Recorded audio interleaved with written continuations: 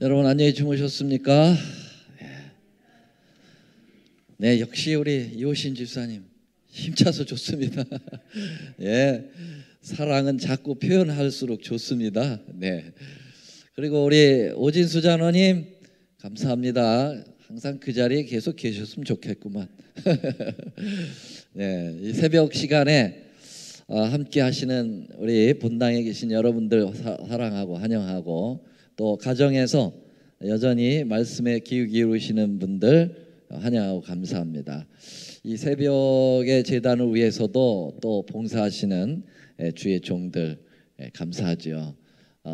정말 쉬운 일이 아닌데 항상 또 이 방송을 통해서 말씀이 잘 나갈 수 있도록 이렇게 열심히 헌신하시는 주의 종, 또 반주 또 찬양을 통해서 또 사회를 통해서 하나님 앞에 봉사하시는 모든 주의 종들에게 하나님의 큰 축복이 함께 하시기를 바랍니다. 자, 우리는 이제 그 하나님의 성소에 대하여 각시대 대행투에서 언급한 만큼만 이제 공부하겠습니다. 자, 우리 출애굽기 25장 8절 9절 말씀 우리 한번 크게 읽겠습니다. 시작. 내가 그들 중에 거할 성소를 그들을 시켜 나를 위하여 짓되 무릇 내가 내게 보이는 대로 장막의 식양과 그 기구의 식양을 따라 지을지니라. 성소는 이제 하나님의 명령이에요. 인간이 뭐 하고 싶으면 하고 안 하고 싶으면 안 하는 게 아니라 하나님 명령에 의해서 짓는데, 그것도 자기 마음대로 지으면 안 돼요. 뭐 유명한 건축가를 데려와 가지고 그 사람의 아주 멋있는 디자인에 의해서 짓는 게 아니고 모든 수치 하나하나 또 그 기명의 재질 하나하나 모든 것은 다 하나님이 보여준 양식대로 하라, 그렇게 말씀하셨습니다. 자, 우리는 지난번에 재림운동이 실패라기보다는 대실망을 가져왔죠. 그래서 입에서는 굉장히 달았지만은 꿀같이 달았지만 배에서 썼다, 대실망을 언급하고, 그래서 그 실망으로 끝나는 게 아니라 뭐 해야 된다고 그랬어요? 다시 뭐 해야 된다고요? 다시 예언해야 된다 그랬어요. 그러면 다시 예언하는 부분이 어떤 부분을 예언해야 되느냐? 바로 그 다음 11장에 보면은 지팡이 같은 갈대를 주면서 하나님 성전을 제단과 그것을 재라고 그랬어요. 청량하라고 그랬어요. 다시 말하면 예언하는 부분이 성소를 예언을 다시 살펴보라는 거죠. 그래서 실망하신 분들이 이제 남아서 어디가 잘못됐는가 기도하다가 결국 하이람 에디슨의 이제 첫 저기를 보여줬습니다. 그래서 하늘 성소에 대한 그 환상을 보게 되었고, 예수님이 1844년에 재림하시는 것이 아니라 하늘 성소에서 첫째 칸에서 둘째 칸으로 들어가는 것을 표현한 것이라는 걸 깨닫게 되죠. 그러면은 하늘 성소를 이해하려면은요, 지상 성소를 먼저 이해를 해야 된다는 거죠. 왜요? 하늘 성소는 지상 성소의 원형이고 지상 성소는 하늘 성소의 뭐예요? 모형이에요. 그래서 먼저 우리가 모델 하우스를 보고 집을 사잖아요. 그래서 먼저 모델 하우스 공부를 해야 된다라는 거죠. 그래서 이분들이 성소를 다시 집중 공부하기 시작을 했습니다. 그래서 이 성소가 그렇게 중요한 거죠. 우리 재림교회는 성소의 기별이 아니었다면 출생하기 어려운 교회입니다. 그만큼 성소와 아주 직결되어 있습니다. 그 성소가 왜 이렇게 중요하냐면 그게 이제 예수님의 구속의 설계도이기 때문에 너무 중요한 거죠. 그래서 항상 이스라엘의 그 진영을 이렇게 만들 때에는 항상 성소가 이렇게 중심에 지어지고, 성소로 나가는 길은 항상 장애물이 없도록 고속도로로 뚫어 놓도록 돼 있었습니다. 자, 그래서 이 성소는 이렇게 모양이 이렇게 됐다고 말씀드렸고요. 제일 먼저는 성막들, 성소, 지성소 이렇게 세 부분으로 나눠져 있는데요. 지난 시간에는 성막들에 대해서 공부를 했습니다. 성막들의 가장 중심에 있는 것이 이제 번제단이고요. 이 번제단과 똑같은 일맥상통의 피가 뿌려지게 되고 제단이 되는 것이 바로 뭐냐면은 어디예요? 지성소에 있는 법궤가 딱 그렇게 양중앙으로 되어 있다고 말씀을 드렸죠. 그래서 항상 십자가가 중심이고 하나님의 계명이 중심이 되어서 이렇게 양 계명과 하나님의 그 십자가의 복음이 평행을 이루도록 그렇게 되어 있습니다. 자, 그래서 우리는 지난 시간에 이 칭의에 해당이 되는 성막들에 대한 공부를 잠시 했습니다. 그리고 번제단, 그리고 번제단부터 공부했는데, 번제단은 이제 십자가를 상징하죠. 이 번제단에 그 만드는 것은 노쇠로 만들으라고 그랬는데 왜 하필이면 노쇠로 만들으라고 했습니까? 모세가 광야에서 노뱀을 들었죠. 하나님께서 노뱀을 들도록 만들었습니다. 그래서 노시라고 하는 것은 희생을 의미했고 높이 들렸기 때문에 십자가를 상징합니다. 그래서 예수님이 화목제물이 되셔서 번제단 위에 올려지는 것을 의미하지요. 그래서 니고데모에게 말씀하시기를 모세가 광야에서 뱀을 들 것 같이 인자, 바로 예수님 당신도 높이 들려야 된다라는 의미에서 놋단으로 만들었고요. 여기서 이제 제물을 떼는 나무는 화목이라고 부르는데, 이 화목은 이제 뭐로 하냐면은 무화과 나무로 하라고 그랬습니다. 왜 하필이면 무화과 나무냐? 무화과 나무는 형식적인 이스라엘의 그러한 잘못된 신앙을 나타내고 있거든요. 그러니까 그건 빨리 떼서 없애버려야 돼요. 그래서 이 칭의에 굉장히 방해가 되는 것은 스스로 의로워지려고 하는 것이죠. 스스로 의로워지려고 했던 사람들이 누구냐면 아담과 하와가 부끄러워가지고 제일 먼저 무화과 나무로 옷을 가려 입었잖아요. 그래서 그 무화과 나무 옷은 인류 최초의 패션인데 그 패션은 실패작이에요. 그리고 그것은 인간이 스스로 죄를 가려오려고 했던 잘못된 행동이다. 형식적인 것이다. 그래서 그건 빨리 떼서 없애야 되기 때문에 무화과 나무로 이제 화목을 했다고 그랬고요. 자, 그다음에 물두멍. 물두멍은 이제 침례를 나타내죠. 그래서 예수님의 침례를 나타내죠. 그래서 십자가에 죽으시고 또 침례를 받으셔서 우리를 의롭게 만들어 주시는 과정 속에 있게 되겠습니다. 그래서 우리도 예수님의 십자가를 믿고 그리고 물의 침례를 받아서 칭의의 구원을 완성하게 되죠. 그래서 예수님의 십자가에서도 피와 물이 같이 나왔다고 그랬습니다. 그래서 번제단의 피, 물두멍의 물, 이것이 이제 상징적으로 언급이 되고 있다고 볼 수가 있겠습니다. 자, 칭의의 과정이 끝나면 그 다음에 뭐 해야 돼요? 성화. 이제는 성막들에서 성소로 들어갑니다. 그래서 오늘은 성소에 대한 것을 집약해서 말씀을 드리겠습니다. 자, 성소는 이제 믿음의 방향 가운데 두 번째 방향인 성화라고 볼 수가 있겠습니다. 성화라는 말은 이제 점점 자라가는 것이죠. 성스럽게 하나님의 품성을 닮아가는 그러한 형상이 되겠습니다. 칭의가 탄생이라고 하면은 성화는 자람입니다.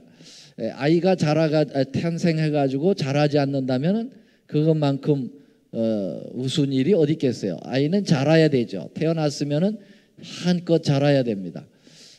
그래서 이 자라는 것도 자기가 자라는 게 아니라 엄마 아빠의 계속해서 관심과 또 먹을 것을 계속 공급함으로써 아이가 자라게 되는 것이죠. 그래서 칭의도 하나님에 의해서 탄생하지만은 자라는 것도 우리 하나님에 의해서 자라는 것이죠. 그래서 믿음이라는 것은 결코 내가 하는 것이 아니라 다 주님께서 해 주셔야 되는 거예요. 그래서 믿음으로 맘잡는 의, 믿음으로 맘잡는 의라는 말이 다 주님이 하시는 일입니다. 우리는 거기에 동의하고 인정하고 받아들이기만 하면 되는 것이죠. 그래서 역시 이제 태어난 것도 하나님에 의해서 태어나고 자라는 것도 주님에 의해서 자라도록 내 마음을 맡겨야 된다고 하는 사실입니다.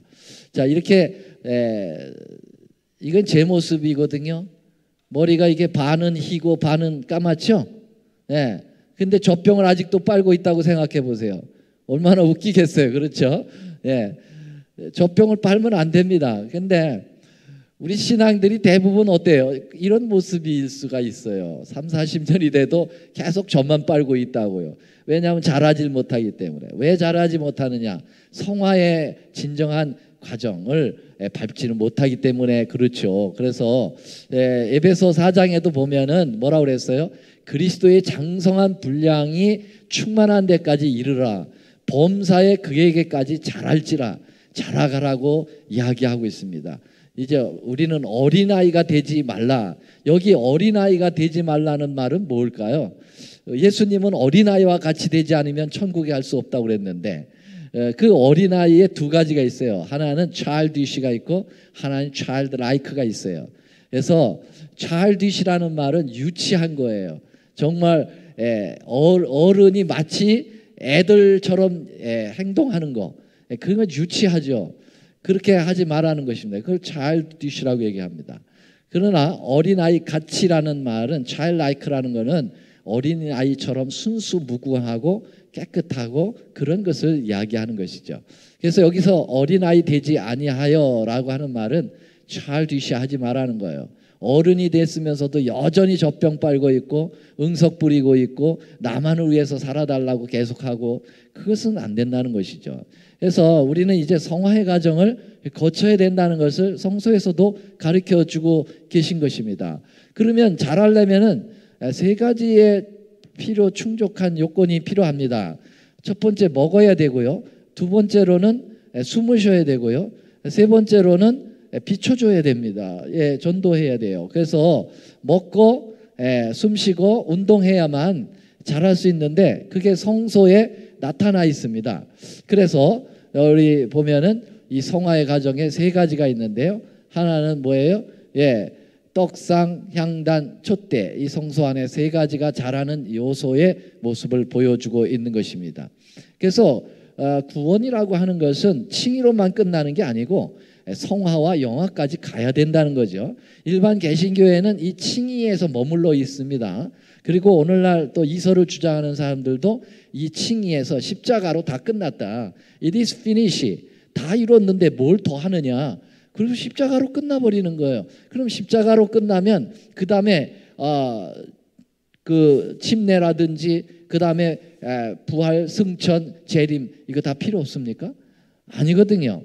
계속해서 믿음의 방향은 자라가고 결정적인 골까지 가야 되거든요. 그래서 칭의에서 이제 성화 단계로 넘어가야 되는데 이 성화의 단계에 세 가지가 우리를 성화할 수 있도록 하게 되는 것입니다.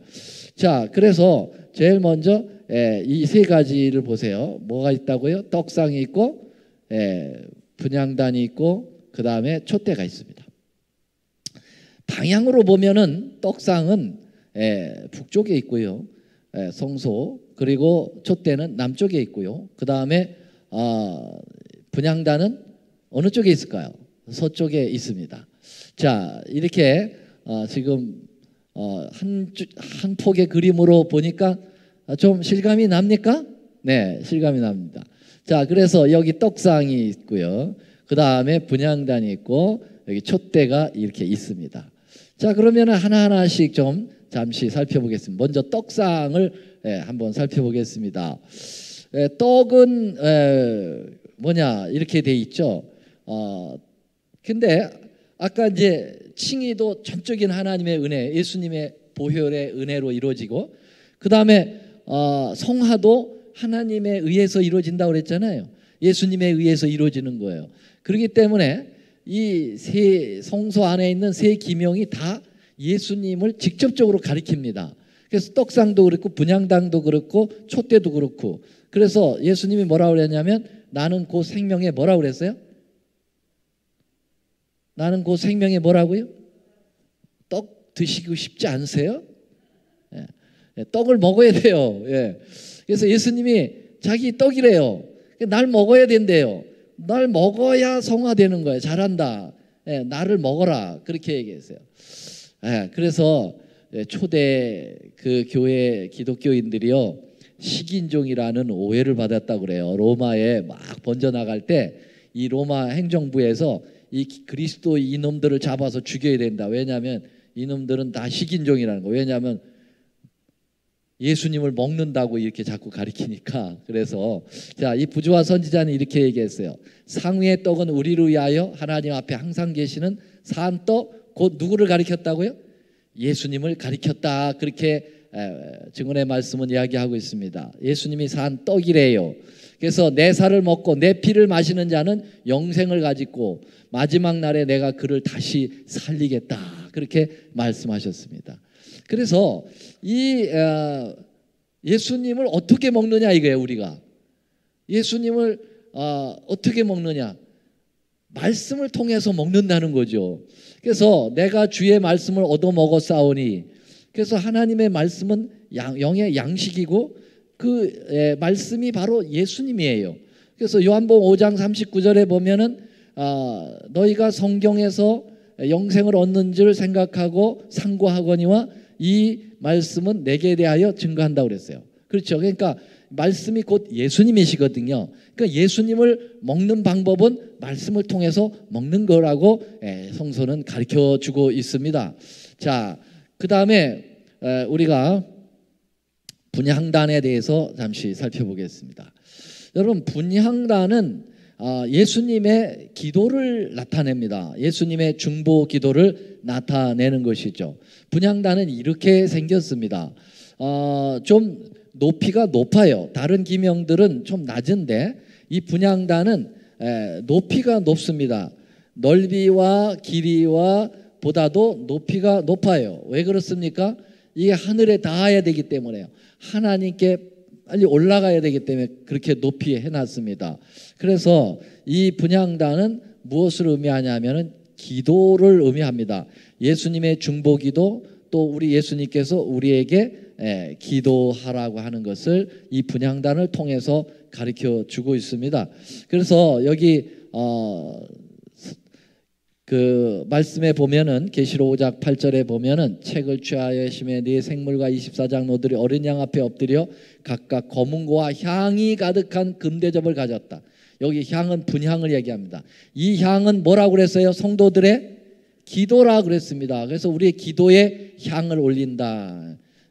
오늘 김공열 집사님 기도하실 때 향내 나는 그런 표현을 하셨어요. 향내 나는. 기도와 향은 직결되어 있다고 하는 사실을 오늘 기도에서 또 우리가 확인을 했죠. 자, 그래서 여기 계시록 8장에 보면은 성도의 기도들과 합하여 보좌 앞 금단에 드리고자 함이라 향연이 성도의 기도와 함께 천사의 손으로부터 하늘로 올리운다 그랬습니다.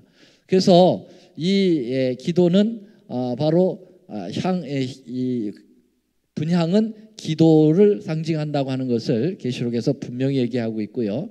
부조와 선지자에서도 이렇게 얘기했습니다. 이스라엘의 기도와 함께 올라가는 향연은 그리스도의 공로와 중보, 곧 그분의 완전한 의를 표상하며 그것은 믿음을 통하여 그분의 백성에게 전가된다. 그렇게 말씀하셨습니다.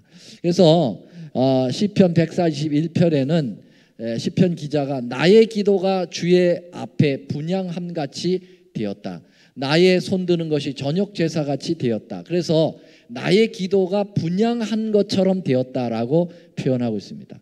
이 분향단은 위치가 어디에 있느냐면은 바로 지성소 바로 앞에 있습니다. 휘장을 사이에 두고 법궤와 분향단은 마주보고 있어요. 그래서 휘장을 딱 치버리면은 바로 직결되어 있습니다. 그리고 이 휘장은 우위까지 완전히 막지 않고요. 우위가 약간 이렇게 공간이 있습니다. 왜 공간이 있느냐 하면은 이 분향이 올라가서 그 지성소 안으로 들어가도록 되어 있습니다. 그 말은 뭐냐면은 이 우리가 기도를 드릴 때 바로 하늘 지성소에서 대제사장으로 계신 예수님께서 우리의 기도를 받으셔서 중보의 기도를 하나님 아버지께 올리는 그런 직결되어 있는 모습을 우리에게 보여주고 있는 것이죠. 그래서 우리는 날마다 말씀을 먹고 자라고 날마다 숨을 쉬면서 자라나가게 되어 있습니다.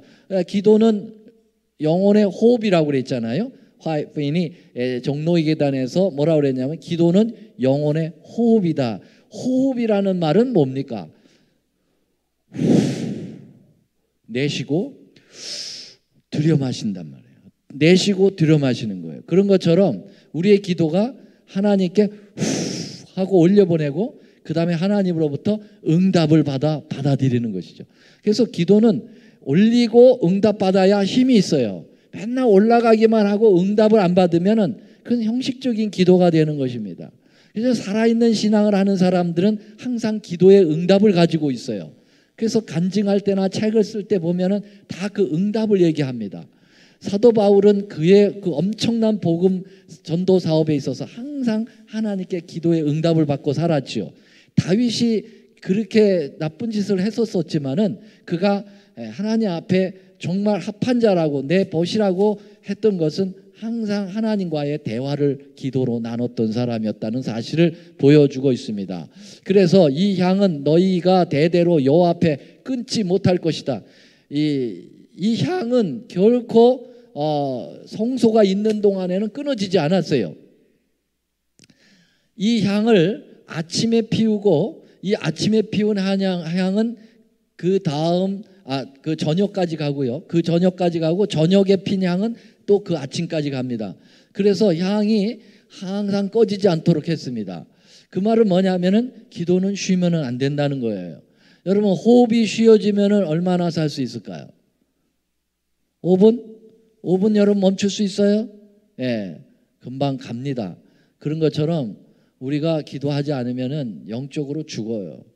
오늘날 왜 교회가 이렇게 힘이 없고 왜 이렇게 사람들이 세상에만 관심이 있고 하나님께 관심이 없고 마음에 감동도 없고 변화도 없느냐? 예, 기도하지 않아서 그래요. 하나님 앞에 계속 기도를 올려야 되는데 기도가 너무 작은 거예요.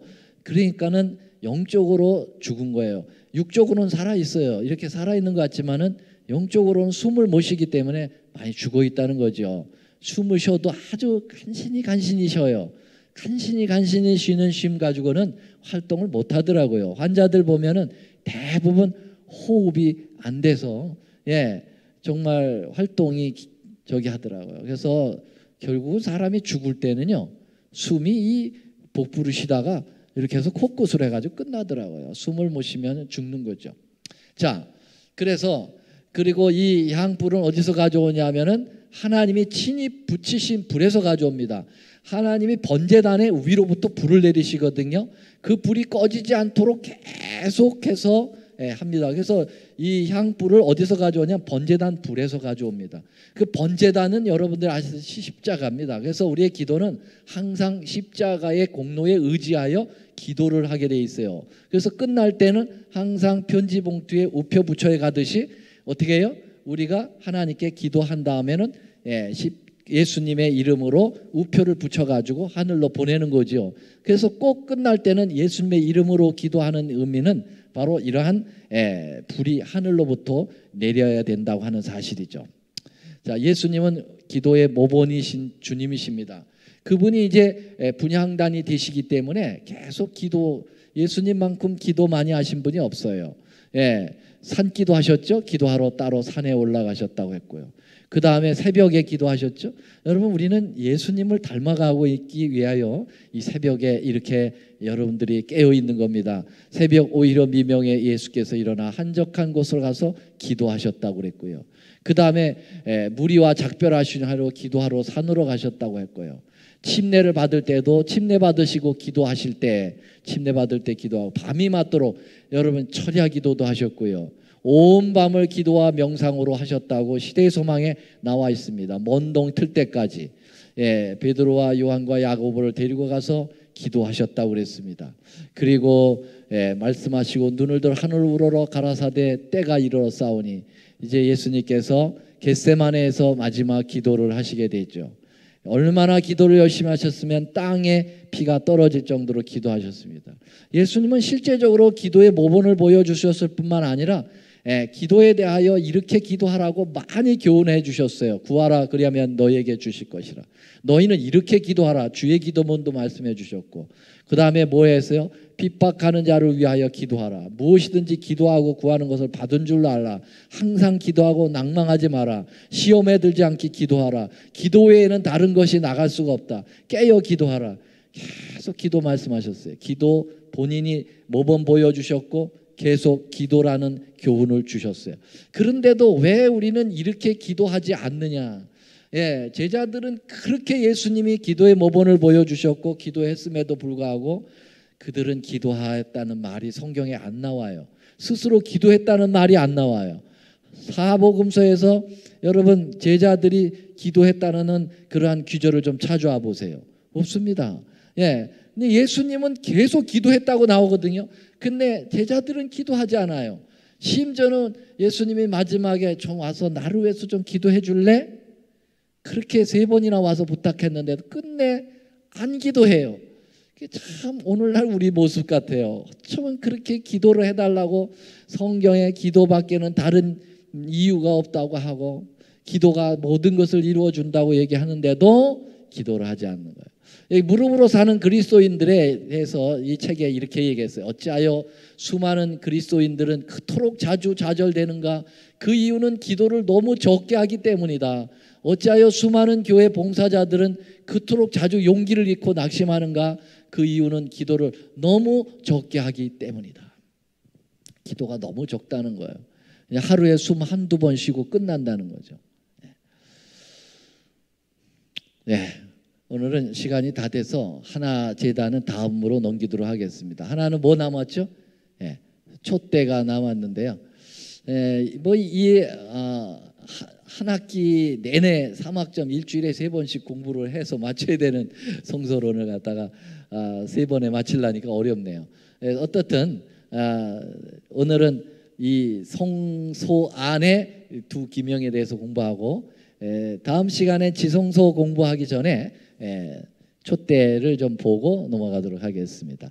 어쨌든 이 성소를 중심으로 해서 일어난 재림교회는 정말 잘 된 거예요. 정말 성소를 중심으로 해서 일어났기 때문에 이런 정통성을 유지할 수 있다고 생각합니다. 일반 개신교인들은 성소론에 대하여 아주 열악합니다. 예, 성소에 대하여 잘 몰라요. 예, 시중에 나온 책들 중에서 일반 개신교의 학자들이 쓴 성소론을 한번 읽어보면요, 유치해서 못 읽겠어요. 그거는 너무나도 우리의 빛과는 떨어져 있습니다. 근데 우리 재림교회는 이러한 정말 노을 하이 퀄리티의 신앙을 가질 수 있었던 것은 이 성소론을 잘 공부하기 때문에요. 성소론 끊임없이 예수님을 나타내기 때문에 그렇거든요. 그래서 여러분 이번 이 새벽 성소론을 공부하는 가운데도 좀 집중해서 들으시고 이걸 신학적 학문으로 생각하지 마시고 정말 우리의 삶으로 옮겨서 승리하는 삶을 사시게 되기를 간절히 바라면서 말씀을 드리겠습니다. 오늘도 성소에 계셔서 하나님의 거룩한 의를 저희들에게 옷 입혀 주시고 또 우리를 자라게 하시며 영원한 의로서 인쳐 주시는 우리 주님의 은혜를 감사합니다. 주님, 예수님을 우리가 닮아가기 위하여 성소를 연구하고 있습니다. 주님, 거기서 우리에게 표현되는 많은 예수님의 그 역할들을 저희들이 몸소 배우게 하시고 그래서 저희도 예수님을 닮아가며 예수님처럼 사는 저희들의 삶이 되도록 인도하여 주시옵기를 우리 구주 예수님의 이름으로 간절히 기도드리옵나이다. 아멘.